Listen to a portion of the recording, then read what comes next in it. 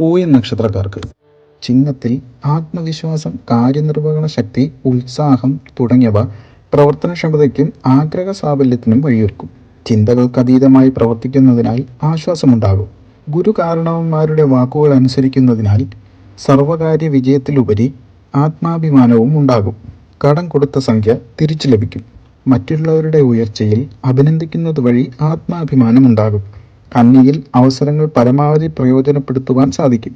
സന്താന ഭാഗ്യമുണ്ടാകും. വിവേചന ബുദ്ധിയും അനുഭവജ്ഞാനവും പൊതുജനാവശ്യവും പുതിയ തൊഴിൽ മേഖലയുടെ ആശയങ്ങൾക്ക് വഴിയൊരുക്കും. വിദേശത്ത് താമസിക്കാനിടവരും. പ്രായത്തിലുപരി പക്വതയോടുകൂടിയ സമീപനം നേടുന്നതിനാൽ സൽകീർത്തിയും സജ്ജന ബഹുമാന്യതയും വന്നുചേരും. തുലാമാകുമ്പോൾ ചികിത്സ ഫലിക്കും. അർപ്പണ മനോഭാവവും ലക്ഷ്യബോധവും പുതിയ അവസരങ്ങൾക്ക് വഴിയൊരുക്കും. ബന്ധുവിൻ്റെ അകാല വിയോഗം ഗതകാല സ്മരണകൾക്ക് വഴിയൊരുക്കും. പറയുന്ന വാക്കുകളും ചെയ്യുന്ന പ്രവൃത്തികളും ആശയങ്ങളും ഫലപ്രദമായ രീതിയിൽ അനുഭവത്തിൽ വന്നുചേരും. നഷ്ടപ്പെട്ടു എന്ന് കരുതുന്ന രേഖകൾ തിരിച്ചു ലഭിക്കും. വൃശ്ചികത്തിൽ കീഴ്ജീവനക്കാരുടെ പിൻബലത്താൽ പുതിയ കരാർ ജോലികൾ ഒപ്പുവയ്ക്കും. കുടുംബജീവിതത്തിൽ സ്വസ്ഥതയും സമാധാനവും ദാമ്പത്യ ഐക്യവും ഉണ്ടാകും. ബൃഹത്തായ വികസന പദ്ധതി ആസൂത്രണ സംഘത്തിൽ ഉൾപ്പെടുവാനിടവരുന്നതിനാൽ ആത്മാഭിമാനം തോന്നും. സ്വതസിദ്ധമായ ശൈലി പലർക്കും മാതൃകാപരമായി എന്നറിയുന്നതിനാൽ ആശ്വാസമാകും.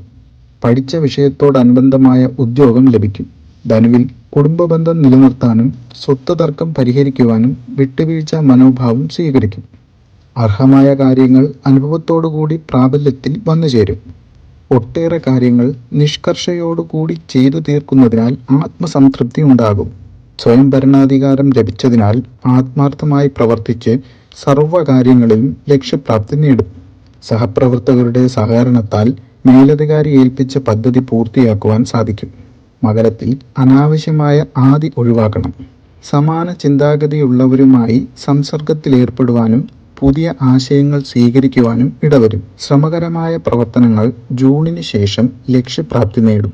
വിവരസാങ്കേതിക വിദ്യയിൽ പുതിയ കണ്ടെത്തലുകൾക്ക് സാക്ഷിയാകും.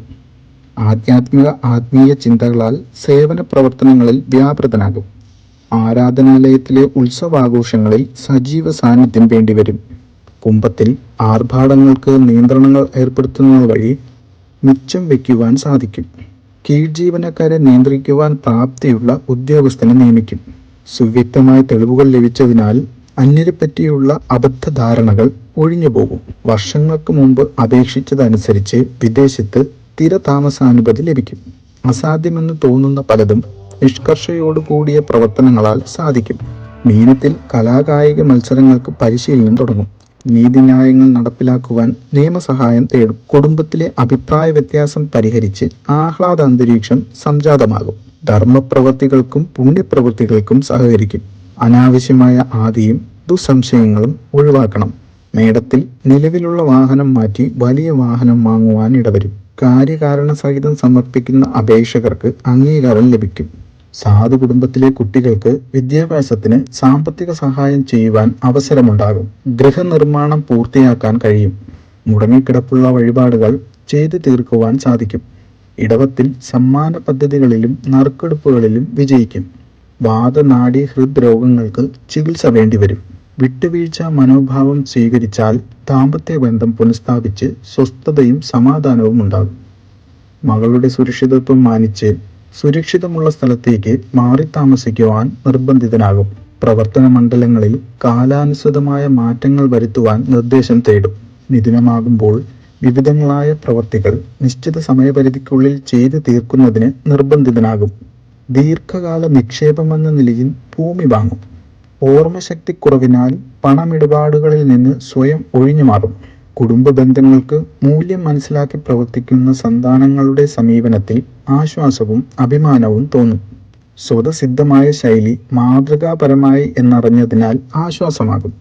കർക്കിടകത്തിൽ ഉപഭോക്താവിൻ്റെ താൽപ്പര്യം പരിഗണിച്ച് ഉൽപ്പന്നങ്ങളുടെ ഗുണനിലവാരം കൂട്ടുവാൻ നടപടിയെടുക്കും. വിശ്വസ്ത സേവനത്തിന് പ്രശസ്തി പത്രം ലഭിക്കും.